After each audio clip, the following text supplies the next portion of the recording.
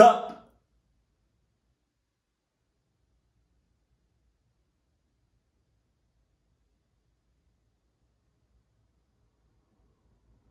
No.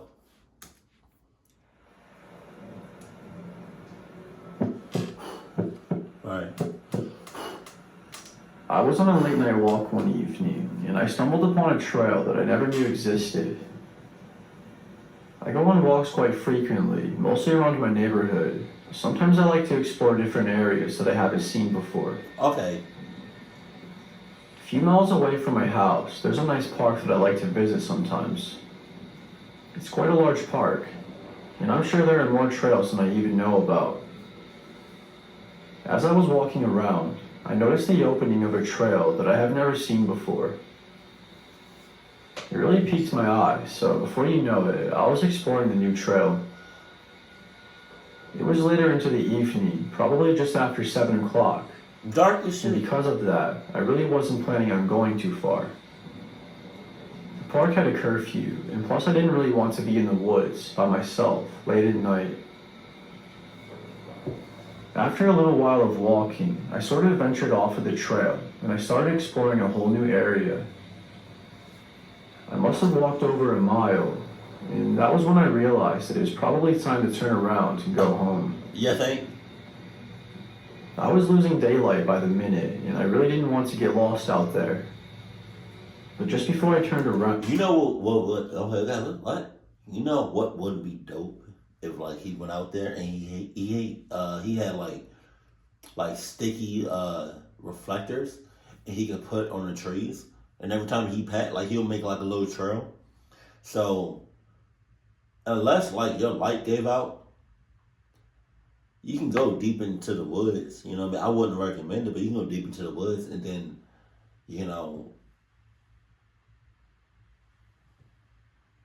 I don't know, like, the purpose of you going out that far, but like you can go out deep out there and do what you got to do, whatever, and then turn around, and then you can just flash your flashlight, and you can see the trail that you left right behind, you know.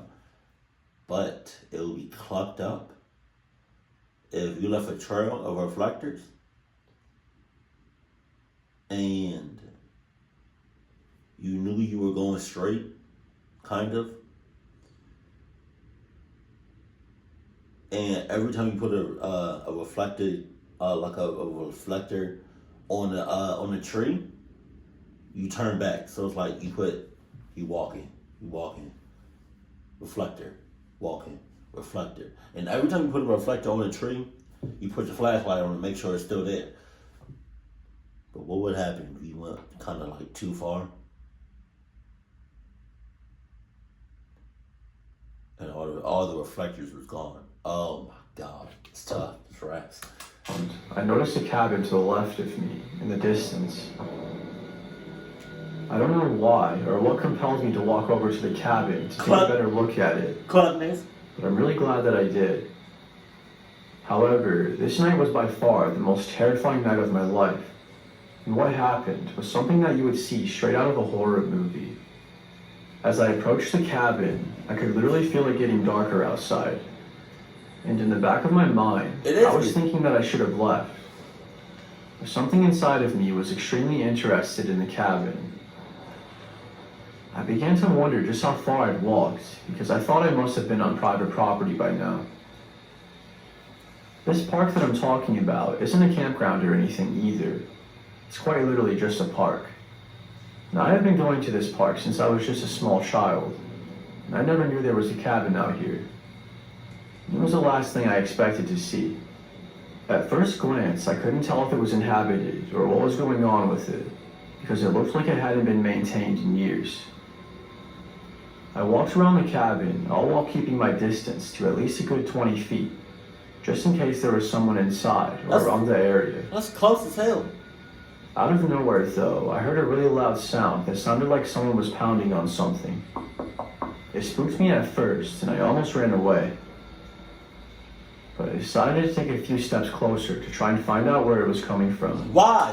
You cluck ass. I made my way to the back of the cabin, and I saw a girl who was around my age in the basement of the cabin, banging on the window and screaming for help. Oh yeah. Oh yeah. You saw a girl on your age in a basement, in a cabin in the woods, in the middle of the woods, screaming out help.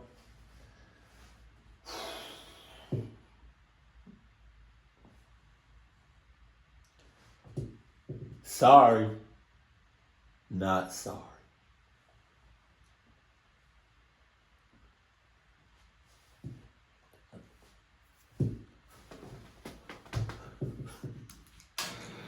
I could barely understand what she was saying, but I got the gist of what she meant.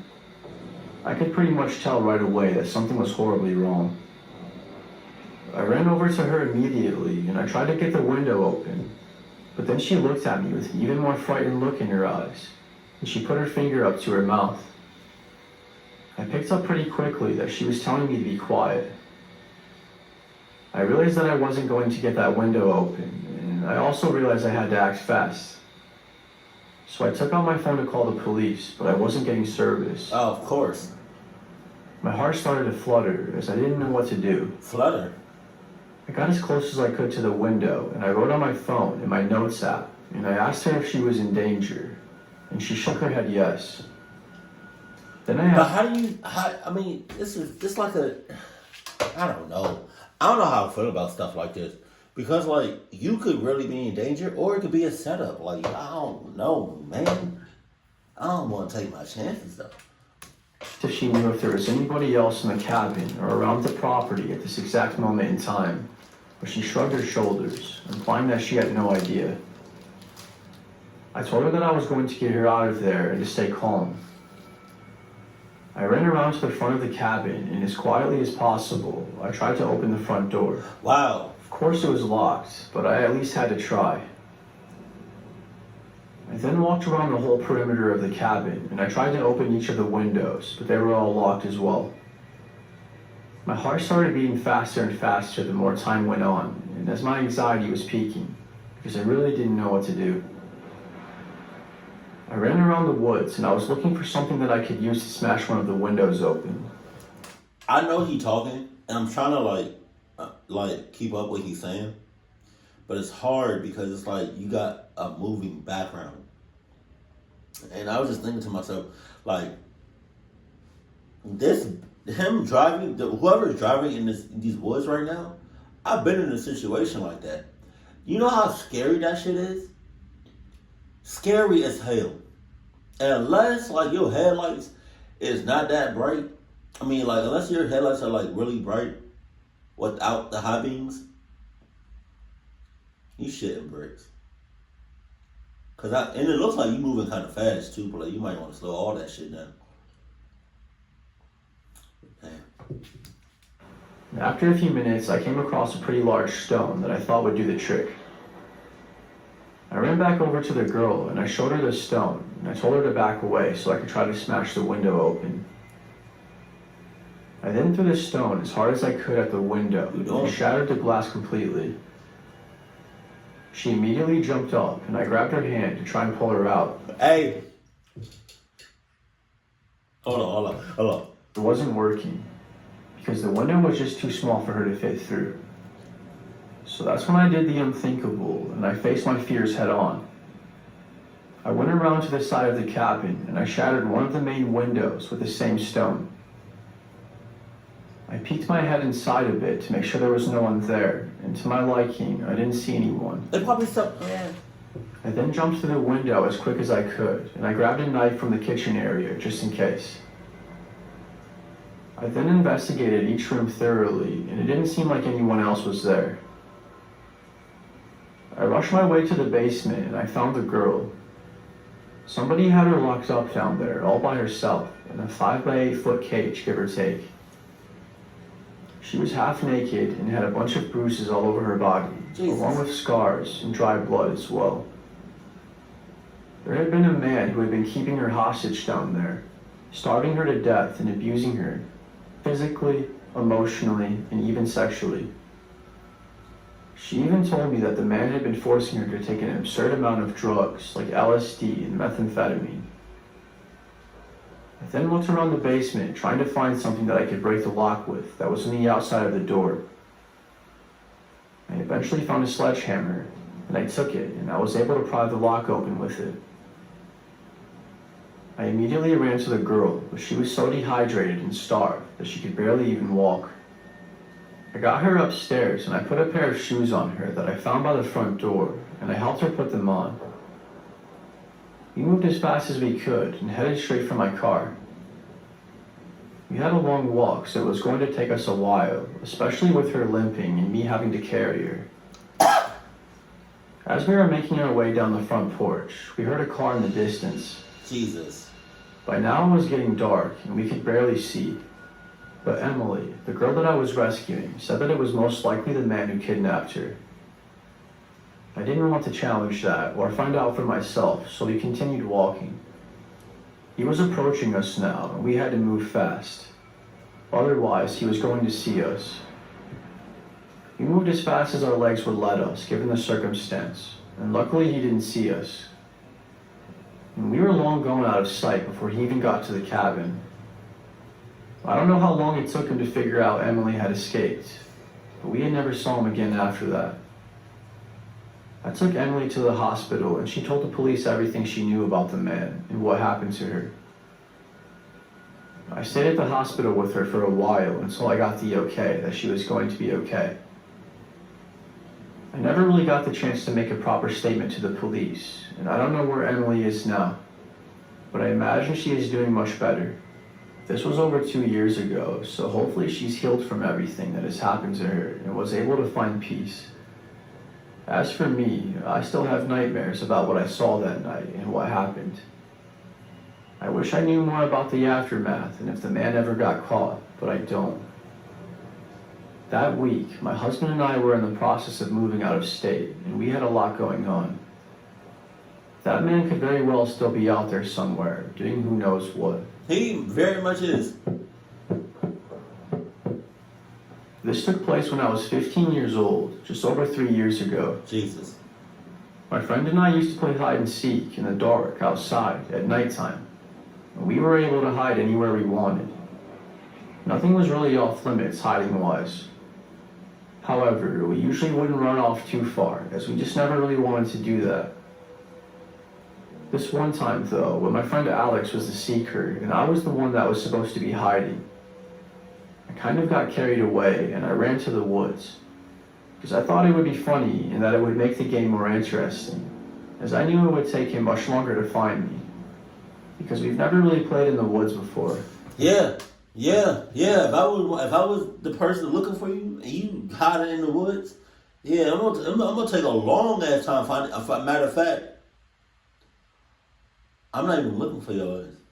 I told you right before we started, do not go in the woods. And what you do? You go in the woods like a dumbass. Oh, I farted. Oh, I farted. Oh, I farted. Jesus. Oh, God. Oh. Excuse me for all the farts I've just committed. I'm sorry. But yeah, you staying in the woods because I'm not looking for you. I'm not at all. I don't even care if, like, let's say this is where the woods starts, right? And I'm right here. I'm not even poking my head in the woods. That's tough. You got all of that. I'm not, no, sorry. You about to be out there. You gonna stay out there too. I was looking for a hiding spot, and I came across this old cabin that looked like it had been abandoned. As I got closer, I realized that the front door was wide open. I thought that was extremely weird, but I still snuck my way inside. Wow.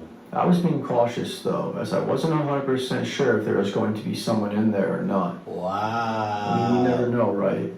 Even though it looked abandoned, that doesn't necessarily mean there would be no one inside. I took that risk though, as I really felt like in my heart that it was going to be okay.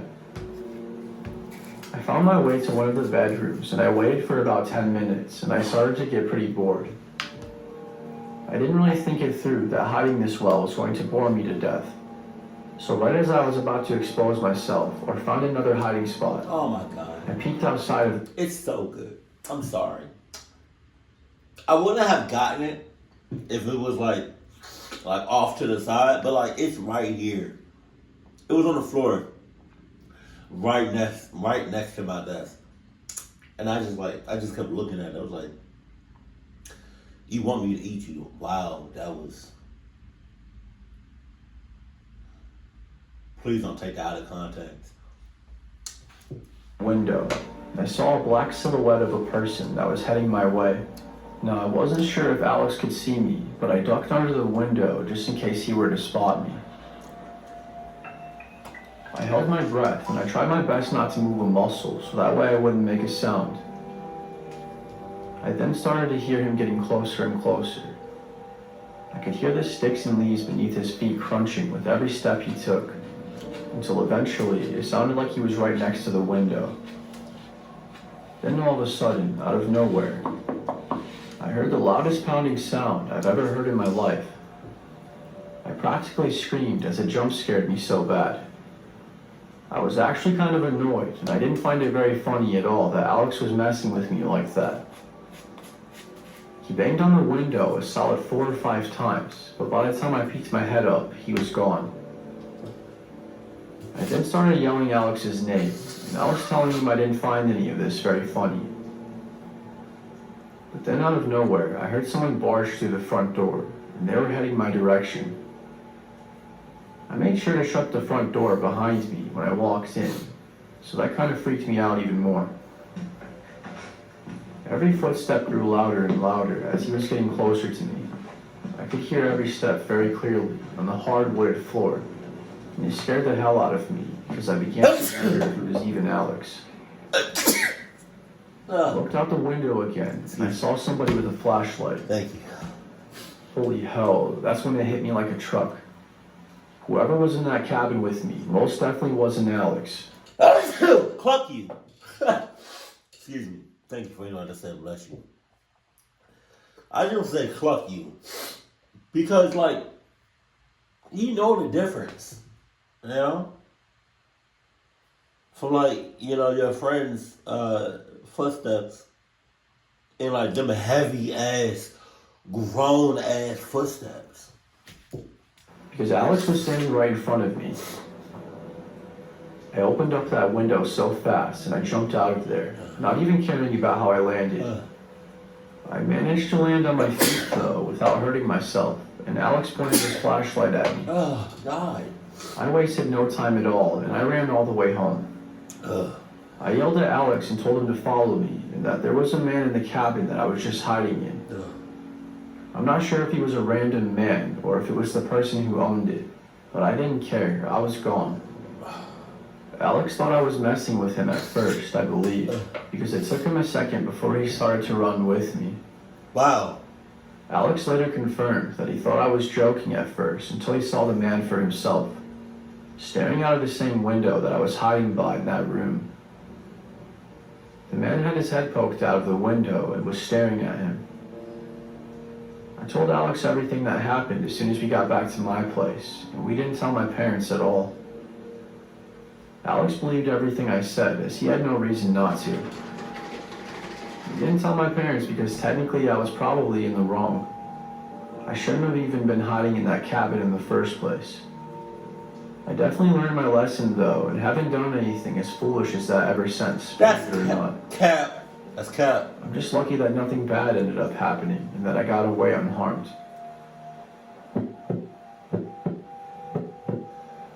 This took place in Colorado in the late 90s when I was a teenager in the middle of winter. My family and I lived in the cabin deep in the woods. Wow. When I say deep into the woods, Wow.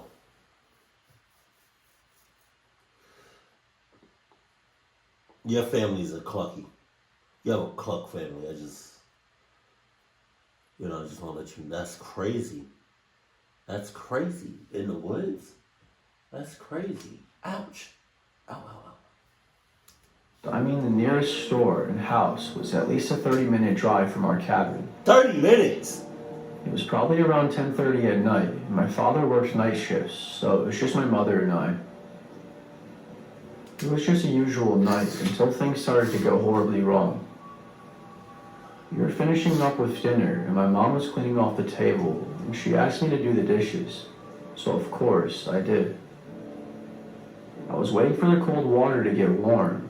That was when I noticed the outside light turn off. My reflection in the window, along with the light being turned off, made it incredibly hard to see. Oh, yeah. But I could see something that looked like a face, and whoever or whatever it was staring right at me. I was absolutely stunned, but I cleaned the fog off the window with a rag to try and take a better look. By the time I moved the rag away from the window, there was an extremely bright light shining directly at me. Jesus. I squinted my eyes and I looked away for a second because it kind of hurt my eyes. Then all of a sudden the light turned off, but I could see whoever it was in the distance looking at me still. Oh, yeah? Then my mom put the rest of the dishes in the sink, and I snapped out of it. I stepped away from the window, and my mom asked me what was wrong. I told her what just happened, and that there was somebody out there who was staring at me, and that they shined a flashlight in our window. She didn't seem to believe me at first, but I reassured her that I was being serious, and how I was confused how she didn't notice the flashlight when whoever it was shined it at me. She must have had her back turned or something. My mom literally thought I was joking, so she didn't even care to look. When I felt safe enough to do so, I walked back up to the window and looked outside. There was nothing there. They were gone. That made me feel slightly relieved, but then all of a sudden, the doorknob started making this rattling sound, as somebody was trying to turn the doorknob to open it. My mom screamed, and we both grabbed a small kitchen knife. Then they started pulling on the door, even harder, as well as kicking the door. And it was apparent that they were clearly trying to break in. But we couldn't have been luckier. Yo, again, man, let them come in if they want to. I would either have guns blazing, knives ready, or better yet, have a big ass pot of scorching, boiling hot oil. And as soon as you open that door, yeet! Cluck, I don't play at all. At all. I could have ran. But just like Rocket said, Pete, I'm tired of running. Or I'm done running. But if I had the option of running, I would. With the Adidas 29,000s on. Because my dad showed up in the nick of time. Apparently my dad's boss let him off work early that night, and if it weren't for that, I think my mom and I would be dead. I'll tell you why here in a second. As soon as my dad pulled into the driveway, the man took off, and my father showed no mercy. My dad literally shot him with his Glock 19 5 times and hit every shot, and the man died within minutes. Damn! After we were sure that he was dead, my father took us all up to the police station so we could make a report and give them our side of the story. My dad walked away scot-free and didn't get in an ounce of trouble whatsoever. It was apparent when the police arrived on scene that it was an act of self-defense. The man was on our property trying to break in and also had a handgun in his pants that he had concealed, along with a very sharp and a 6-inch long knife. Damn. He also had mace and handcuffs. I really don't like to think about what his plan was because it disturbs me very much. I'm just happy that my dad showed up and that he did what he did before anything happened. We ended up moving out of that cabin a few months later to a house that my dad and a few of his friends' buddies helped build for us. I lived there for about 6 years with them until I got my own place with my girlfriend out of town. We have our own apartment and everything has been going okay since, but this is a story that I always find myself telling from time to time.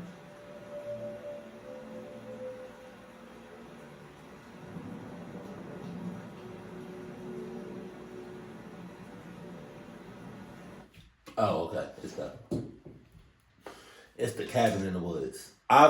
We did Me and baby girl, my baby sister, and their friends, and my baby girl's sister, her friends.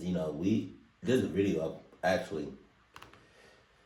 We stayed in a cabin in the mountains. Um, Thank God nothing happened. But yo, when I tell you, I was just so nervous because like all the stories that I've heard, like, but I think I don't know if there's a difference between having a cabin in the woods, and having a cabin in the mountains. I think having a cabin in the woods is a little bit more scary because it's like you're surrounded by forest, you're surrounded by trees, so like things can hide. People can hide behind trees and shit. When you're in the mountains, I mean, yeah, you got trees and shit, but like it's more. I feel like it's more open space in the mountains than it is in the woods. Like, you know what I mean? So if I had to pick the option to have a cabin, it would be a cabin in the mountains. Um, but yo, with that one story with the girl, I don't know, like her being in the basement, and then the guy like doing unspeakable things to her. I don't know, man. It's just like it could be a setup or it could not be a setup. You just have to take that chance. I don't know if I would have taken that chance because I probably wouldn't even have went that far in, to be honest with you. Um, but next time you go camping or hiking or whatever, you should do that. As far as like getting some like reflective tape, putting it on some trees and just marking like making like a pathway, and that way you can have like a light source, like a flashlight or your phone. Um, why do you keep doing that, Missy? I hate when you do that. I was so ready. Like, I was so like, oh God. I didn't take a little break from these horror ass videos, these scary ass videos, because I was ready to. Y'all saw my fist? I was ready. Oh God. Um, but yeah, I think y'all should. I think that's a good idea. Like, do y'all think that's a good idea? Like, next time you go hiking or whatever, uh, you get some reflective tape, bring your flashlight or your phone flashlight or whatever, or some sort of light, and have some like a lot of reflective tape. And you stink. I hope you just poop because you stink. You stink. Um, yeah, get a lot of reflective tape and put it on some trees, and that way you can find your way back. Now, if you want some reflective tape on some trees, you know what I mean, and you don't see the tape no more, you might as well cut your losses. You done. You done for. Keep it cool. Keep it classy, and I love you. Stay happy, my family.